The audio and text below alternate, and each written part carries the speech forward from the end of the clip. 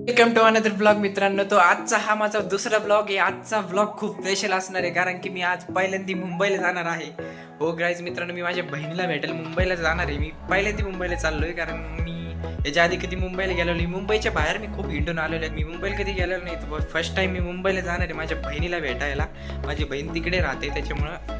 तर आजचा ब्लॉग खूप स्पेशल असणार आहे. तर तुम्ही एन्जॉय करा. आता मी सर्वतान 10:30 वाजता मला ट्रॅव्हल्स बुक केलेली आहे. आम्ही 10:30 वाजता ट्रॅव्हल्स आम्ही जाणार आहे रात्रीचे. आत्ता 8:30 वाजलेत रात्रीचे. तर 10:30 वाजता आम्ही तिथं पोहोचणार आणि तेव्हा निघणार आहे आम्ही. आणि उद्या सकाळी 6 वाजता आम्ही मुंबईला पोहोचणार आहे.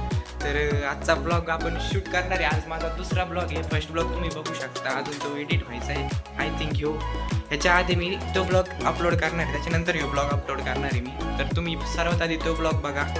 तर सर्वात आधी आपण आपली बॅग भरणार आहोत. बॅग आपल्याला पॅक करायची आहे. तर पहिल्यांदा आपण बॅग पॅक करू, नंतर पुढची जर्नी तुम्हीच बघू शकता. बाय.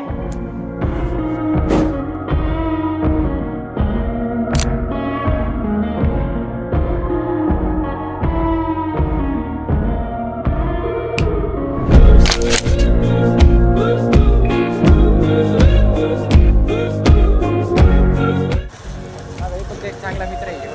आता आम्ही मेडिकलमध्ये चाललोय. आणि आज आम्ही ठरवलंय आम्ही आज संकल्प केलाय, चांगला संकल्प केलाय. आम्ही इथून पुढे आता फक्त स्वप्नाच्या मागायला आले आणि आपले स्वप्न पूर्ण करायचे. आम्ही मोटिवेट झालं एकमेकांपुढं. ते घर बघितलंय आज भयानक मोटिवेशन घेतलं सुयशनी. त्याच्यामुळं इतकं मस्त वाटत राहिले आज, खूप भारी वाटत आहे. आणि आम्ही चाललोय आता मेडिकलमध्ये. कसं असं केलंय की एक दिवस, एक तास, एक सेकंद, एक मिनिट सुद्धा वाया घालायचं नाही. तर मित्रांनो, सुयश निघलाय आता घरी. आम्ही चाललोय आता. बाय बाय बाय बाय गाईस.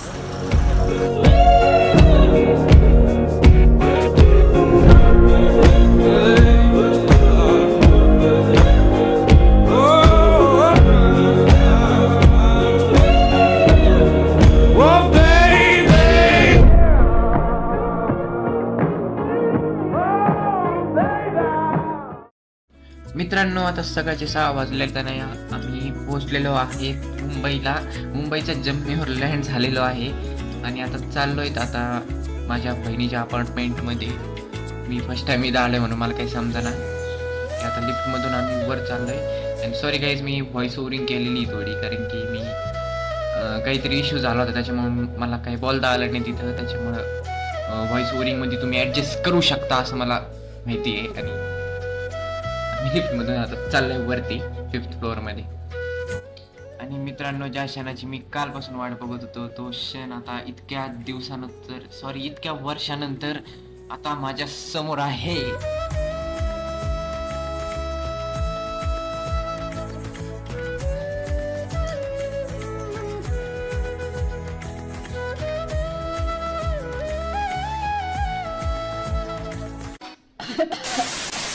सॉरी, जरा जास्तच इमोशनल झालं आणि एवढं इमोशनल काही झालं नव्हतं ॲक्च्युली.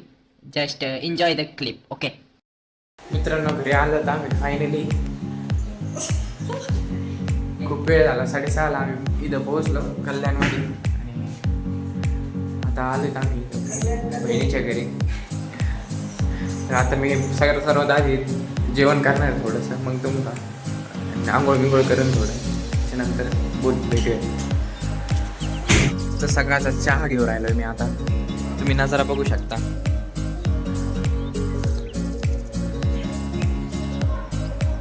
सकाळचा चहा घेतोय आता. थोड्या वेळी मग आंघोळ बिंघोळ करतो. मग भाऊजी म्हणतात की बाहेर फिरायला जायचं आहे आज.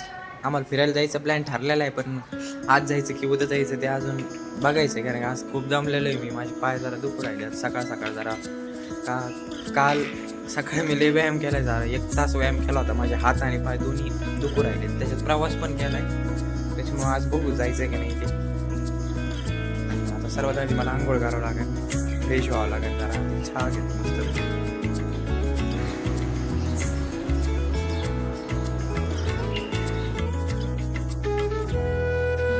गाईज, मुंबईला पोहोचल्यानंतर मी आंघोळ बिंघोळ करून आम्ही सर्वात आधी मार्केटला निघालो. मार्केटमध्ये आम्ही जरा शॉपिंग बिकिंग करणार होतो. त्याच्यामुळं सर्वात आधी आम्ही मार्केटला गेलो. त्याच्यानंतर आम्ही शिवधामला जाणार होतो आणि मार्केटवरून तिथं ॲक्च्युली 3 तास गेले आमचे मार्केटमध्ये शॉपिंग करता करता, एवढी शॉपिंग झाली तिथे. आता जे मुंबईचे रहिवासी त्यांना माहीत असेल की शिवधाम कसं आहे काय, तर ज्यांना माहीत नाही मी त्यांना सांगतो.